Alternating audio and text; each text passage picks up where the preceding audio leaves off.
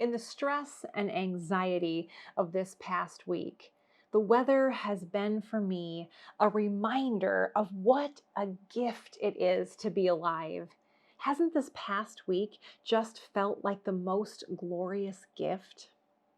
The warm breeze rustling through the crisp leaves, and the bright autumn sun with that Midas touch that seems to transform everything it touches into gold. On Thursday afternoon, I got the idea that the Musgraves needed to take a family photo.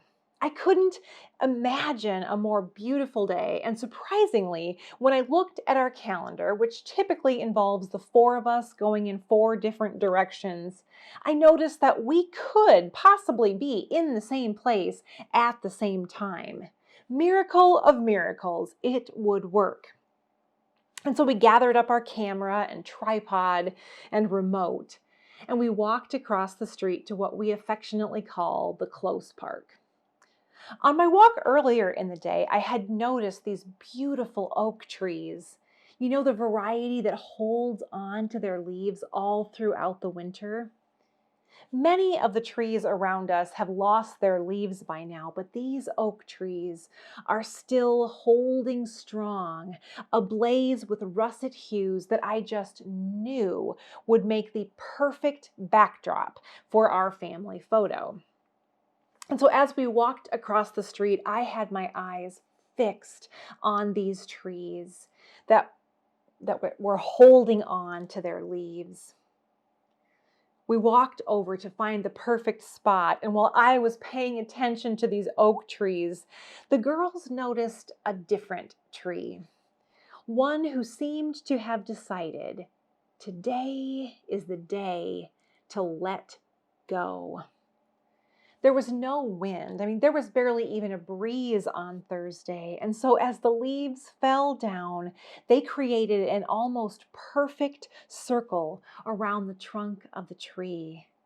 It was that perfect circle shape, that perfect circle pile of leaves that caught my daughter's attention. It almost looked as if the tree was reaching out, her arms laid bare, as to say, "Welcome, friend. Welcome to the circle." And so we encircled ourselves in the leaves. And while those oak trees that were holding strong to their leaves did provide a nice backdrop for our photo, it was this one tree who decided in a glorious act of release that today was the day to let go. This was the tree that became the star of our photo shoot. What a blessing. We smiled at the camera as John clicked with the remote. It was fun. We even tossed some of the leaves into the air in a celebration of what was only here for today. Oh, thank you, Holy One, for communicating with me through life as metaphor, reminding me of the beauty in letting go. That divine sense of humor showed up because as I was struggling this week through this week's message in the midst of all this election uncertainty, and our theme for this week is letting go. We are continuing with our stewardship series entitled Our Money Story. Last week, our theme was remember. Today, our theme is release. Our gospel passage for today comes from the Gospel of Matthew, and it is a challenging money story in which release and life are intertwined. I'm reading today from Matthew chapter 19, verses 16 through 22. A man approached Jesus and said, "Teacher, what good thing must I do to have eternal life?" Jesus said, "Why do you ask me what is good? There is only one who is good. If you want to enter into life, keep the commandments." The man said, "Which ones?" And then Jesus said, "Don't commit murder. Don't commit adultery. Don't steal. Don't give false testimony. Honor your father and mother and love your neighbor as you love yourself." The young man replied, "I've kept all these. What am I still missing?" Jesus said, "If you want to be perfect, go. Sell what you own and give the money to the poor. Then you will have treasure in heaven. And come, follow me." But when the young man heard this, he went away saddened because he had many possessions.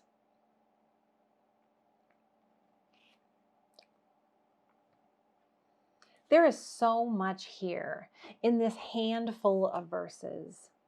A wealthy young man asked Jesus, "How can I have eternal life?" And Jesus' response is interesting. When you look at the Greek or the Aramaic, the man asks, "How can I have eternal life?" But as Jesus responds, he says, "If you want life." It's almost as if the man is trying to take eternal life to the bank once and for all. He wanted to get all of his affairs in order, to get things all lined up and set for the future so that he could trust that he was secure, that he had done what he needed to do, so that eternal life was well within his grasp and he could be confident that he could achieve it.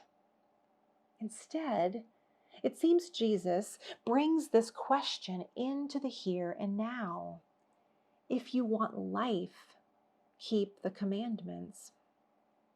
This wealthy man really wants to make sure that he's not going to be excluded on some kind of technicality. He is in the mode right there of dotting the I's and crossing the T's. Which commandments exactly he wants to know? It's interesting because Jesus shared with the man not all of the commandments, but instead he highlighted the commandments that have to do with the way we engage the people in the world around us, shining a light on the idea that the way we keep the covenant, the right relationship with God, is through the interactions we have with and the ways we care for our fellow human beings.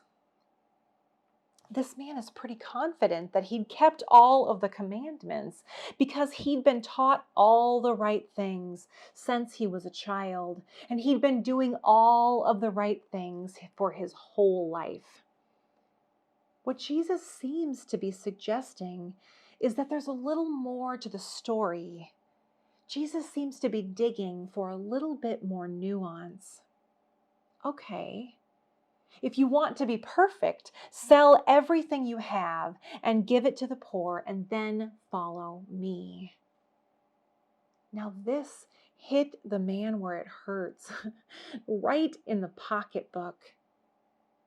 Oh, this suggestion from Jesus serves to ask, are you truly loving your neighbor as yourself if you cannot release and share what you have with those who have not?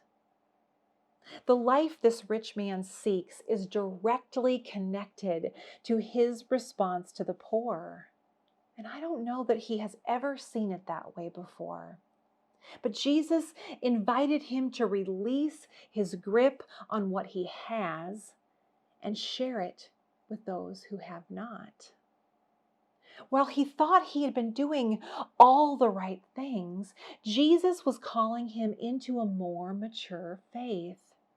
And for this wealthy man, maturity, truly keeping God's law, just as he had been so confident he was doing, for this man, it would involve loving his actual poor neighbors, not an unidentified spiritual neighbor, but literal poor neighbors. Jesus was inviting this man into life by prompting him to rewrite his money story through the practice of release. The man didn't realize it, but his faith and his trust had all been tied up in what he was capable of doing or achieving or acquiring. Now, he didn't come up to this conclusion on his own either. He was part of a system that encouraged faith and trust in the holding of possessions. So he asks, how do I have eternal life? How do I possess and hold on to it? He wanted assurance that he could hold in his hand. And as it turns out, life isn't something that we can grip with clenched fists.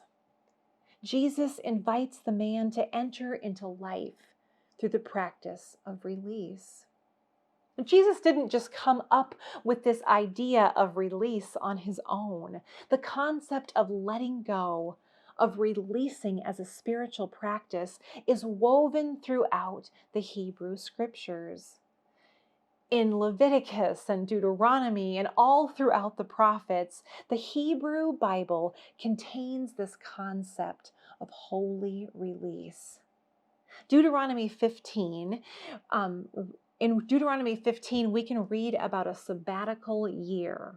Now, Sabbath, holy rest, is an important part of this release, and that's part of their very identity as Israelites. Sabbath is the seventh day of the week, but a sabbatical year, according to Deuteronomy 15, happens every seventh year, and it is a prescription for a divine reset. Deuteronomy 15 says, every seventh year you must cancel all debts. This is how the cancellation is to be handled. Creditors will forgive the loans of their fellow Israelites.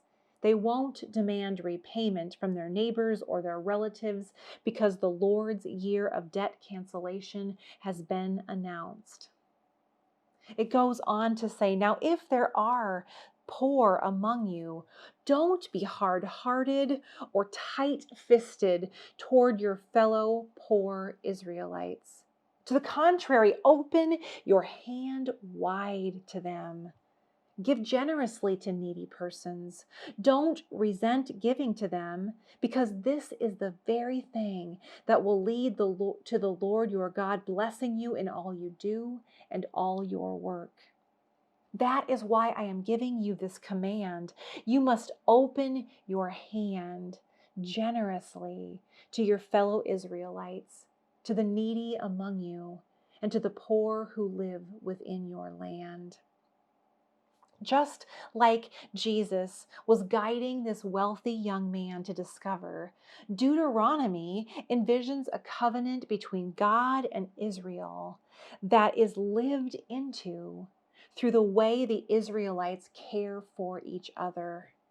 My Jewish study Bible called a sabbatical year a highly idealistic blueprint for social justice. It says that it provides specific mechanisms to eliminate poverty and financial inequality every 7 years. And in this, Deuteronomy seeks to prevent economic injustice from becoming ingrained into society. Imagine the abundant life that would be possible without entrenched generational economic injustice. Deuteronomy 15 says, don't be hard-hearted or tight-fisted towards your poor neighbor. Instead, open your hearts and your hands wide. For the Deuteronomist, the way to enter into life, the way to experience the fullness of life and abundance of blessing as a whole community is through the practice of release. You know, it wasn't just that lovely tree letting go of her leaves this week. It seems like from everywhere I turned, the theme of letting go has been coming at me this week. During our discussion group on Friday, we talked about letting go. In the wisdom pattern, as Richard Rohr articulates, transformation happens through an ongoing pattern of renewal, through the stages of order, disorder, and reorder. or maybe through stages that have names we're more familiar with: life, death, resurrection. This week, we discussed how transformation into the fullness of life only happens when we are able to let go. The process of letting go is really difficult. Oftentimes, we don't let go willingly, but it is only when circumstances demand that we let go because there is no other way. I can think of examples like this for me in my life in times of transformation. Releasing isn't easy. When I think about this wealthy young man, I think most frequently I've thought this man walked away in grief because he just couldn't imagine himself letting go of his wealth. I've always thought that perhaps he cared more about his possessions than life. We never really know what happens next to so many of the people who encounter Jesus in the Gospels. And we are left to our imaginations to fill in the blanks. In reading a commentary this week, I was challenged to ponder something that I had never thought of before. What if this man left grieving because he was convicted, because he had been convinced by the invitation of Jesus? What if he left knowing what it was he needed to do, and yet also grieving because he knew the impact that this letting go would have on the ones he loved? Would releasing his wealth mean losing his family? When we let go of practices or beliefs about ourselves or our place in the world, it can cause challenges for us. I mean, we don't let go in a vacuum. Our letting go impacts those around us, and it can cause strain in relationships. Sometimes we walk away grieving because we know that we have to let go of something, because we know our very life depends on it. And yet, we also fear that it may mean the loss of other relationships that we hold dear. Release isn't for the faint of heart. And yet, practicing release, living life with open hands and open hearts, leads to life in abundance. To practice means to perform or to work at repeatedly so as to become proficient. And release means to relieve from something that confines or burdens or oppresses. In your own story, how might you practice release? When you think about your own story, what are the narratives that you may need to let go of? What have you been gripping too tightly that has had life-limiting consequences? In Deuteronomy, the Israelites are asked to practice release, and not just one time, but this was to be an ongoing cycle that was built right into the covenant. Every 7 years, release, let go, share, restore. Not just once, but again and again and again with open hearts and open hands. Not a one and done, but an ongoing practice of release. So what is it that you can imagine today, that you think of today, that you need to release? Maybe you need to release trying to live up to the expectations that others place on you. Or perhaps you need to let go of animosity that you have towards someone. Maybe your release involves releasing fear or anger or shame. Perhaps, like the wealthy man, release is about letting go of our reliance on the things we falsely believe will sustain us, so that we can make room for the things that will truly bring us life. Faith in Jesus challenges us to travel light.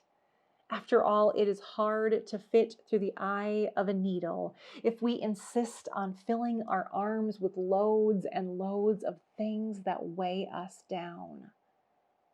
I've been wondering this week, like that tree, what life is there to be found if we were to decide today is the day to let go?